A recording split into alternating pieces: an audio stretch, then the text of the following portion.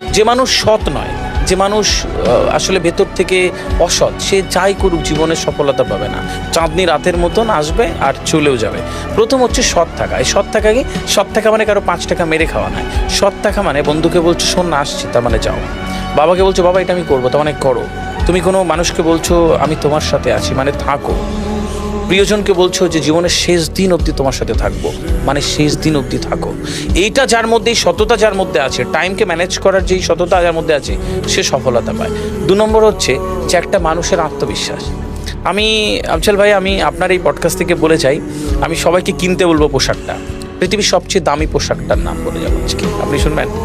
পৃথিবীর সবচেয়ে দামি পোশাকটার নাম, আমার যারা অডিয়েন্সে পরে দেখবেন, যদি টাকা পয়সা থাকে আর না থাকে তাও কিনবেন।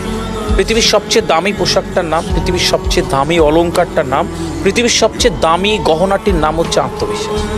যার আত্মবিশ্বাস সুন্দর, সে মানুষ দেখতে সুন্দর।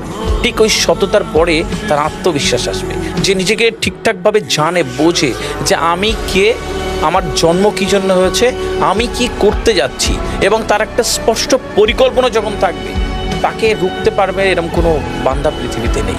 সুতরাং তার ওই